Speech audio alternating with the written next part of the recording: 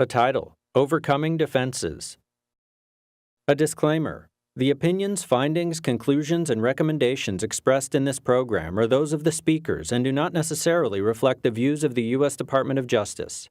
This project was supported by the U.S. Department of Justice's Elder Justice Initiative and the Office on Violence Against Women. Portions of this program are protected by copyright. If you would like to copy, display in a public setting, adapt, or distribute this program, please contact elder.justice@usdoj.gov. It seems like all of you spoke of some element of it's what the victim would have wanted, or it's what she wanted or he wanted, as part of defenses that you hear in each of these kinds of cases. And so I'm wondering if you could share with us the kinds of experiences you've had in trying to communicate that to a jury as far as what was successful and what you were able to accomplish. Paige Ulray, Senior Deputy Prosecuting Attorney, Seattle, Washington. In one neglect death that I prosecuted where that was the defense, the evidence that we found to combat it was the victim's journals.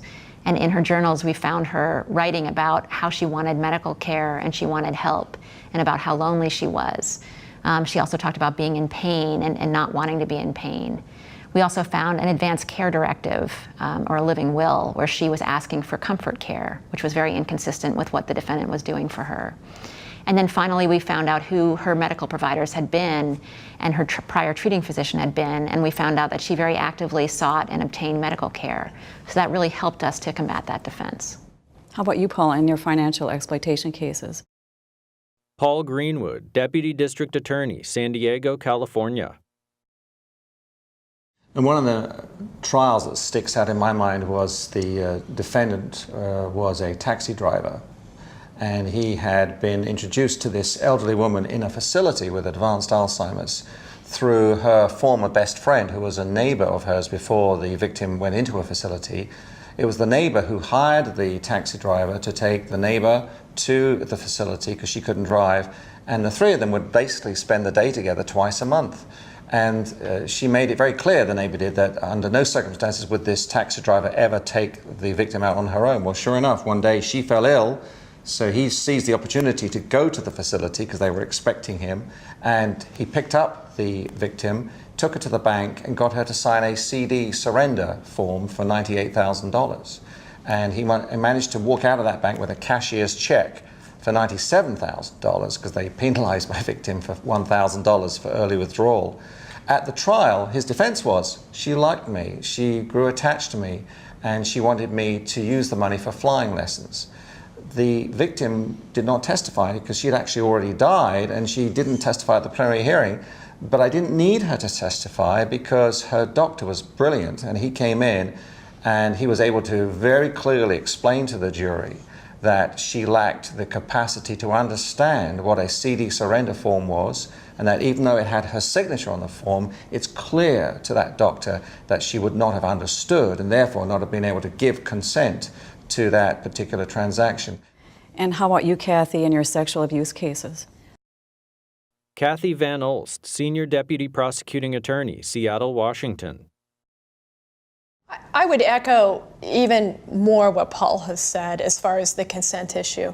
In our sexual assault cases, it's very difficult. The defendant asserts the defense of consent, and yet once you have medical physicians, doctors, nurses who are able to testify and provide the victim's history that shows that she or he may be suffering from dementia or some kind of incapacity, then that is the evidence that quickly combats a consent defense in our sexual assault cases.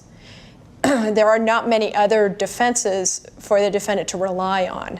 And so it's even in cases where you may have a pre-existing relationship, such as a hired personnel, typically what you could show is the victim's habits and how she handled herself, and you have family, neighbors, all of those kinds of things that indicate this was somebody who came and went from her home but was not in a relationship with the victim. All of those things help combat that consent defense in a sexual assault case as well. What I try to do is show a profile of my victim, prior to meeting the suspect, and then how the victim's behavior often changed after meeting the suspect. It sounds a little harsh, but I try to sometimes portray the victim pre-meeting suspect as being somebody who was very frugal, who was not exactly very generous with their money, because after all, most times, suspect is going to say as their defense, she gave it to me, he gave it to me, or it was a loan. I also try to focus upon what was it about the suspect that led the victim to believe in the suspect. What kind of statements did the suspect make that engendered some kind of connection with the victim? And I often find that the suspect has just out and out lied to them.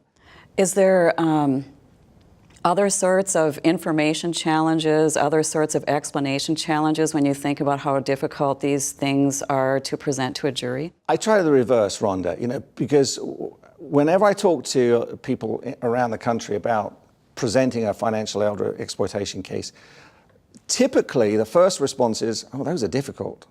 Well, my experience has been just the opposite. It really is. Because my goal is to get my victim onto the witness stand.